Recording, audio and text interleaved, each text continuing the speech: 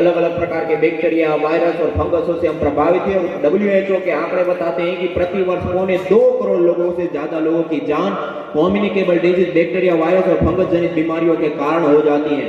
उसको लिया गया और ये जो 5-10 मिनट यज्ञ करते हैं, इसका जो धूम्र होता है वो उसको जब लिया गया तो आपको जानकर के आश्चर्य होगा, 65% से लेकर के 96% तक केवल 5 मिनट में नष्ट हो जाते हैं। मानी इतना छोटा सा यज्ञ हम अपने घर के अंदर कर ले तो अपने बच्चों से लेकर के बड़ों तक पूरे परिवार को माइक्रोबायोलॉजिकल प्रदूषण से बचा सकते हैं और हर घर में पहुंचा दें तो 2.25 करोड़ लोगों का जीवन हम बचा सकते हैं। इतनी बड़ी ताकत शक्ति इस यज्ञ में। చూడండి ఎంత అద్భుతం ఈ ధూపంలో ఎలాంటి శక్తి ఉందంటే మీరు నమ్మరండి. ఇప్పుడు ఏదైతే మనం చూస్తున్నామో యాంటీ మైక్రోబయాలజికల్ అంటే ఏదైతే వివిధ సూక్ష్మ క్రిములు, ఫంగస్, వైరస్, బ్యాక్టీరియా వీటితో మనం సఫర్ అవుతున్నామో వీటిని మనం టోటల్గా ప్యాసివ్ చేసేసి ఆరోగ్యాన్ని ప్రసాదించే అద్భుతమైన శక్తి ఉంది మా దగ్గర. ఎన్నో ఆధారాలు నేను పూజ స్వామి తెలియజేస్తున్నాను. ఈ చిన్న 10 నిమిషాల యజ్ఞాన్ని ప్రతి ఇంటికి మనం నేర్పిస్తే అద్భుతంగా రోగాలు రాకుండా ఆపగలుగుతాం, మనం కాపాడుకోగలుగుతామని పూజ స్వామి మనకు తెలియజేస్తున్నారండి.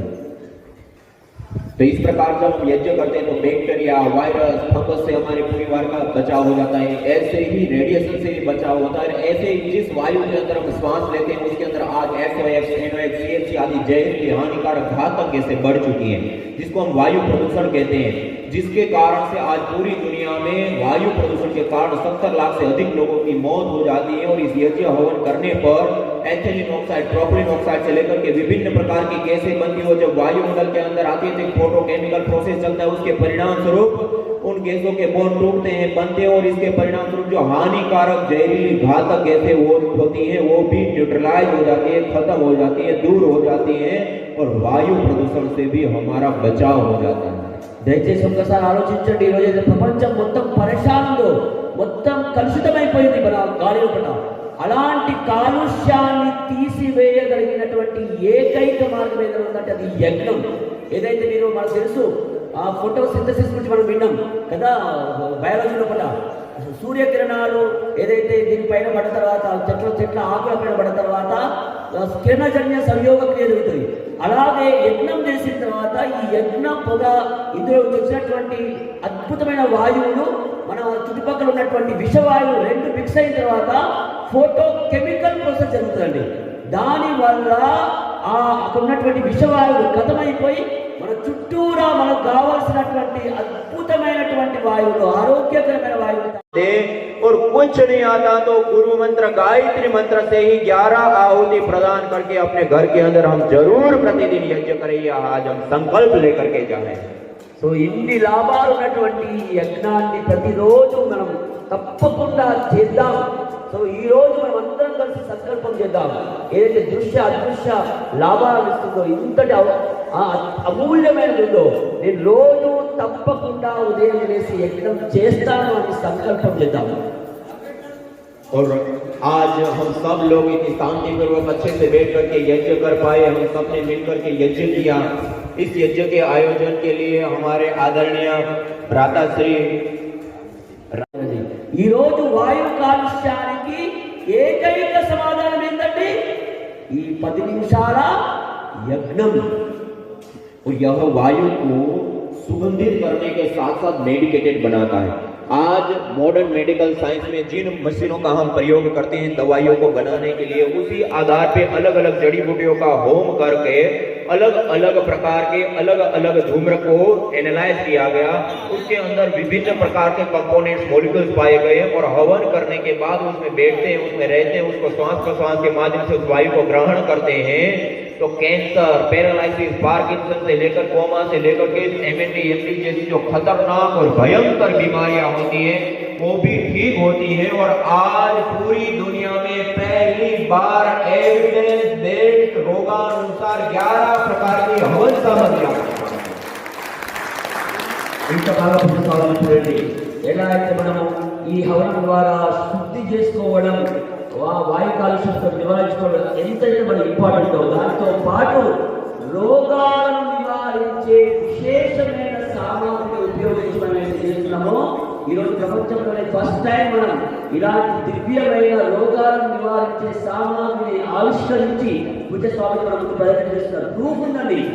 పెద్ద పెద్ద సమస్యలకి క్యాన్సర్ కావచ్చు, పార్కిన్సన్ కావచ్చు, హార్ట్ సంబంధించిన సమస్యలు కావచ్చు, లేదా హార్మోన్ ఇంబ్యాలెన్స్ కావచ్చు, ప్రతి సమస్యకి సమాధానంగా చికిత్సకు అనుకూలంగా ఉన్నటువంటి సామాగ్రిని ఉపయోగించడం వల్ల మీరు నమ్మరు అద్భుతమైనటువంటి సమాధానం మీరు చూస్తారు. सबसे अधिक पुण्य प्राप्त होते हैं। यज्ञ पुण्यों की कृषि है, पुण्यों का महा उपाय। దయచేసి గుర్తుపెట్టుకోండి, నిజానికి యజ్ఞం అనేది దేనికోసం చేస్తామో దృశ్య అదృశ్య లాభం కోసం అండి. మనమైతే భౌతిక లాభాల గురించి విన్నాం, మనం అయితే కనిపిస్తుందో కనిపించని లాభాలు కూడా చాలా ఉన్నాయండి. చాలా అద్భుతమైనటువంటి కనిపించని లాభం కోసం మనం చేస్తున్నాము. అన్నిటికంటే ముంచితే మనం బతకాలంటే ఆధారమేంటి? పుణ్యం. మనం చేసుకున్న పుణ్యమే మన బతకడానికి ఆధారం. మనం చేసుకున్న పాపమే మనం పడే కష్టాలు.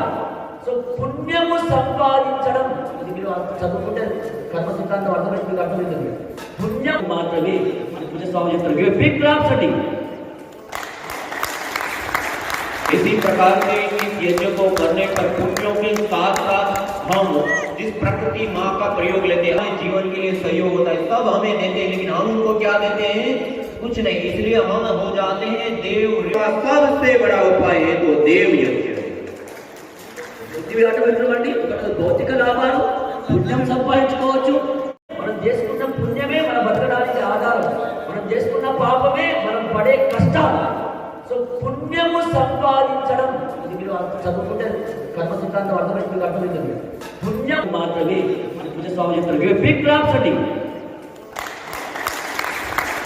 इसी प्रकार से इस यज्ञ को करने पर पुण्यों के साथ साथ हम जिस प्रकृति माँ का प्रयोग लेते हैं, जीवन के लिए सहयोग होता है, सब हमें देते हैं, लेकिन हम उनको क्या देते हैं? कुछ नहीं। इसलिए हम हो जाते हैं देव। सबसे बड़ा उपाय है तो देव यज्ञ। అండి భౌతిక లాభాలు పుణ్యం సంపాదించుకోవచ్చు. అన్నిటికంటే ముందు చాలా ప్రకృతి, పక్షులు, పశువులు అన్ని సహాయం చేస్తే మనం బతుకున్నాం. మనం తీసుకుంటూనే ఉన్నాం. ఈ బ్రహ్మాండం నుంచి, సూర్యుడి నుంచి, చంద్రుడి నుంచి, అర్థమైన నదుల నుంచి తీసుకుంటున్నాం. మరి ఇస్తున్నామా? ఇస్తలేము. అంటే తీసుకుంటున్నాం అంటే అర్థమైంది ఇవ్వాలంటే ప్రకృతికి మళ్ళీ ఇవ్వాలి. మనం ప్రకృతికి మళ్ళీ ఇచ్చే ఏకైక అంశం ఏంది? ఈ యజ్ఞం. 10 నిమిషాల యజ్ఞం, రుణాన్ని తీర్చుకునే యజ్ఞం అండి. దేవ రుణాన్ని తీర్చుకునే యజ్ఞం. इसी प्रकार से इस यज्ञ को करने पर देव ऋण से ऋण पुण्यों की प्राप्ति से लाभ प्राप्त होते हैं। और सबसे बड़ा बात है कि जिस प्रकृति माँ का हम प्रयोग लेते हैं, अग्नि, वायु, जल, पृथ्वी, इस प्रकृति का पोषण और संवर्धन का सबसे बड़ा उपाय और साधन है तो यज्ञ है। అన్నిటికంటే అత్యంత ప్రధానమైనది మన ప్రకృతిని పోషణ చేసే అమూల్యమైన విధానం ఏదో ఉందో అది యజ్ఞం. के लिए हमारे प्राचीन ग्रंथों में यज्ञ को इष्ट काम धूप, सर्व काम धूप, सत्याह संतु यजमान से कहा गया कि यज्ञाग्नि के अंदर जो यजमान आहुतियां प्रदान करके जो अग्नि को प्रार्थना करता है, उनकी सभी प्रकार की मनोकामनाएं पूर्ण होती है। यज्ञ मनोकामना का सबसे बड़ा साधन और उपाय। దయచేసి గుర్తుపెట్టుకోండి, ఇంత అద్భుతమైనటువంటి యజ్ఞం చేయడం వల్ల చాలా స్పష్టంగా తెలియజేయడం జరిగిందండి. ఎవరైతే యజ్ఞాన్ని చేస్తారో వాళ్ళ యొక్క కోరికలన్నీ 100కు 100% పూర్తి చేసేటువంటిది ఈ యజ్ఞం అని స్వామి తెలియజేస్తున్నారండి. इस प्रकार जब हम यज्ञ को करते हैं, हवन को करते हैं, तो अलग अलग उद्देश्यों के लिए स्त्री कामो यजेत, पुत्र कामो यजेत, और अलग अलग कामना के लिए अलग अलग यज्ञ किए गए और इस प्रकार करते हैं तो उसका भी हमें अथाह और अनंत लाभ प्राप्त होता है। तो आज हम यह संकल्प लेकर के जाएं कि दृष्ट, अदृष्ट, भौतिक, आध्यात्मिक अनेक अनेक लाभों को देने के लिए अपने जीवन में हम जरूर स्थान दें। और कुछ नहीं आता तो गुरु मंत्र